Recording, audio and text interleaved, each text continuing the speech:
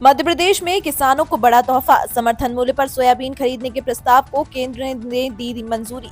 मध्य प्रदेश के सोयाबीन उत्पादकों को भारत सरकार ने अच्छी खबर दी है। केंद्रीय कृषि मंत्रालय ने प्रदेश को न्यूनतम समर्थन मूल्य पर सोयाबीन खरीदने की अनुमति दे दी है। मंगलवार को इसका प्रस्ताव भेजा गया था। केंद्रीय कृषि मंत्री शिवराज सिंह चौहान ने कहा कि प्रदेश सरकार के अनुरोध को स्वीकार करते हुए अनुमति दे दी गई है। गौरतलब है कि बाजार में सोयाबीन का मूल्य प्रति क्विंटल मूल्य 4 से 4,500 रुपए मिल रहा है। मध्य प्रदेश के टीचर्स के लिए बड़ी खुशखबरी। मध्य प्रदेश की सरकारी महिला टीचर्स के लिए बड़ी खुशखबरी है। अब सरकार उन्हें फ्लैट बनाकर देगी। दूरस्थ इलाकों में पदस्थ महिला शिक्षकों के लिए आवास निर्माण की योजना बनाई गई है। लोक शिक्षण संचालनालय ने नई योजना के लिए सभी जिला शिक्षा अधिकारियों से तत्काल जरूरी जानकारी मांगी है। महिला टीचर्स के लिए आवास निर्माण योजना में विकासखंड मुख्यालय, नगर पंचायत और नगर पालिका मुख्यालय में करीब 100 टीचर्स के लिए सरकारी आवास बनाए जाएंगे। इन आवासों का निर्माण बहुमंजिला फ्लैट के रूप में होगा।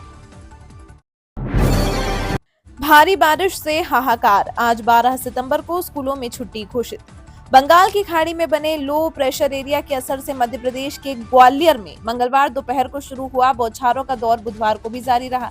वहीं मौसम विभाग ने जिले में अगले 24 घंटे में भारी बारिश का अलर्ट जारी किया, जिसके बाद कलेक्टर ने यहां आज गुरुवार को सभी स्कूलों में छुट्टी की घोषणा कर दी। ग्वालियर कलेक्टर रुचिका चौहान ने इस संदर्भ का नोटिस जारी कर दिया। इसके मुताबिक भारी बारिश के कारण जिले के सभी आंगनबाड़ियों के साथ ही नर्सरी से लेकर 8वीं तक की कक्षा तक के बच्चों के लिए स्कूलों में अवकाश घोषित कर दिया है।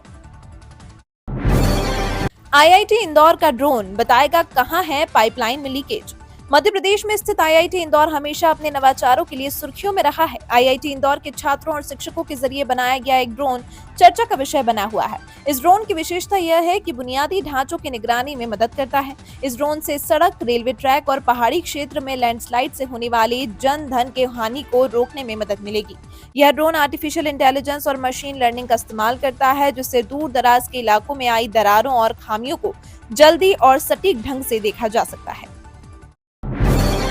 2 राज्यों के यात्रियों की बल्ले बल्ले, अक्टूबर से नवंबर तक चलेंगी स्पेशल ट्रेनें। दिवाली और छठ पर्व के अवसर पर रेलवे ने यात्रियों को खुशखबरी दी है। रेलवे ने भोपाल से होकर 2 राज्यों के लिए स्पेशल ट्रेन चलाने का निर्णय लिया।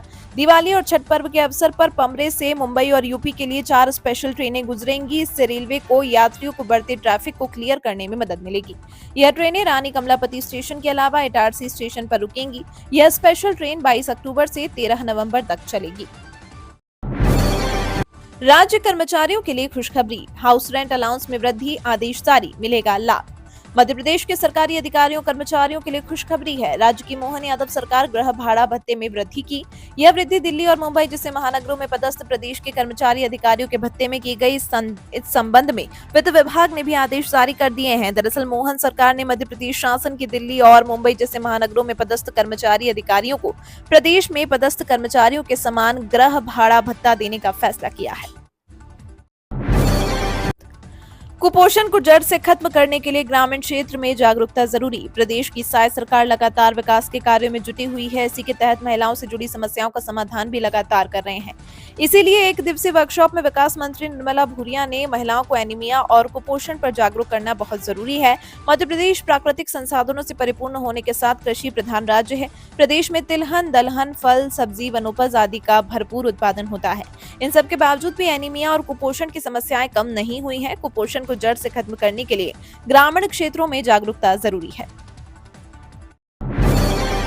एमपी बिजली उपभोक्ताओं के लिए राहत भरी खबर, अब इस ऐप से घर बैठे कर सकेंगे ई-केवाईसी।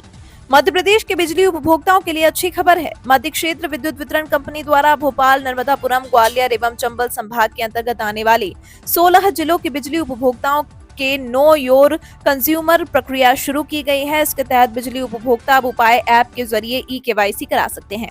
मध्य क्षेत्र विद्युत वितरण कंपनी के प्रबंध संचालक क्षितिज सिंघल ने कंपनी कार्यक्षेत्र के सभी मैदानी अधिकारियों को निर्देशित किया है कि वे कंपनी द्वारा की जा रही केवाईसी प्रक्रिया से आमजन और बिजली उपभोक्ताओं को अवगत कराना सुनिश्चित करें।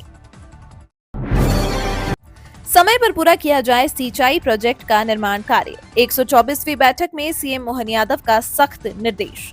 मध्य प्रदेश के मुख्यमंत्री मोहन यादव प्रदेश के औद्योगिक विकास के लिए लगातार काम कर रहे हैं। इसी के तहत सीएम मोहन यादव ने बीते दिन नर्मदा नियंत्रण मंडल की 83वीं और बृहद परियोजना नियंत्रण मंडल की 124वीं बैठक की। इस बैठक में सीएम मोहन यादव ने अधिकारियों को निर्देश देते हुए कहा कि निर्माणाधीन और मंजूर किए गए नए सिंचाई प्रोजेक्ट के काम को समय सीमा में पूरा किया जाए। इसके साथ ही सीएम मोहन यादव हिदायत देते हुए कहा कि निर्माण के कामों में गुणवत्ता का खास ध्यान रखा जाए। 32 लाख आबादी को होगा फायदा। 20 सितंबर से एमपी के इस जिले में चलेगी double decker bus. Smart and sustainable cities प्रतियोगिता में इंदौर ने एक बार फिर भोपाल को पीछे छोड़ दिया है। इंदौर के नागरिक जल्द ही डबल डेकर बस की सवारी करेंगे। इंदौर में पब्लिक ट्रांसपोर्ट का काम संभालने वाली Atal Indore city transport service limited company ने 20 सितंबर से मुंबई की तर्ज पर डबल डेकर बस शहर के अंदर चलाने की तैयारी कर ली है। बात करें भोपाल की तो यहाँ पहले से चल रही भोपाल सिटी लिंक लिमिटेड की लो फ्लोर बसों के बंद होने का सिलसिला जारी है। बीयू में प्रवेश के लिए स्टूडेंट्स को एक और मौका, खाली सीटों पर जल्द करें आवेदन। बरकतुल्लाह यूनिवर्सिटी ने छात्रों को प्रवेश लेने के लिए एक और मौका दिया। इसके तहत अब विद्यार्थी 15 सितंबर तक प्रवेश प्रक्रिया में हिस्सा ले सकते हैं। बता दें इससे पहले प्रवेश की आखिरी तारीख 30 अगस्त रखी गई थी, लेकिन प्रवेश की अंतिम तारीख निकालने के बाद भी अधिकांश सीटें खाली हैं। यूनिवर्सिटी ने खाली सीटों को भरने के लिए प्रवेश की तारीख बढ़ाकर 15 सितंबर कर दी है। जानकारी के अनुसार बीयू में बीटेक, एमबीए और फार्मेसी को छोड़कर लगभग 58 अंडर ग्रेजुएशन और पोस्ट ग्रेजुएशन व अन्य डिप्लोमा व सर्टिफिकेट कोर्सेज चल रहे हैं। उम्मीदवारों के लिए महत्वपूर्ण खबर, 4 भर्ती परीक्षाओं पर अपडेट। मध्य प्रदेश लोक सेवा आयोग के उम्मीदवारों के लिए महत्वपूर्ण खबर है। एमपीपीएससी द्वारा सहायक प्राध्यापक चयन परीक्षा 2022, राज्य सेवा एवं राज्य वन सेवा प्रारंभिक परीक्षा 2024, राज्य सेवा वन सेवा मुख्य परीक्षा और बीमा चिकित्सा पदाधिकारी सहायक चिकित्सक 2023 परीक्षा के संबंध में अहम सूचना जारी की गई है। उम्मीदवार नीचे दी गई लिंक पर क्लिक कर सकते हैं या फिर आधिकारिक वेबसाइट पर जाकर जानकारी ले सकते हैं। रतलाम एसपी को हटाने पर सियासत शुरू। रतलाम में गणेश प्रतिमा स्थापना के दौरान हुए पथराव और थाने के घेराव की घटना के बाद राज्य सरकार ने एसपी राहुल कुमार लोढ़ा को हटा दिया।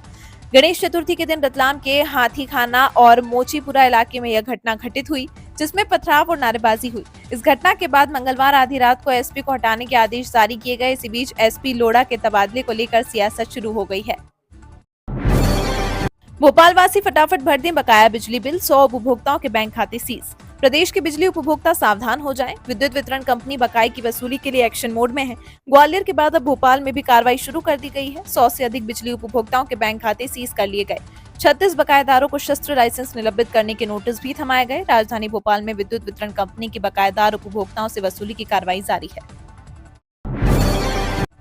नर्मदापुरम में यह कंपनी 600 करोड़ करेगी निवेश, इस क्षेत्र में मिलेंगे इतने रोजगार।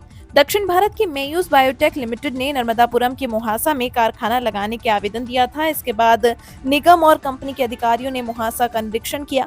आवागमन, बिजली, पानी, सड़क और स्टेट हाईवे 4 लेन के साथ रेल मार्ग में माल के परिवहन में आसानी होने के कारण कंपनी को भूमि पसंद आ गई। निर्धारित प्रक्रिया को पूर्ण कर निगम ने कंपनी को मोहासा के प्लाट क्रमांक 4, 5, 6 में कुल 110 एकड़ भूमि आवंटित कर दी है।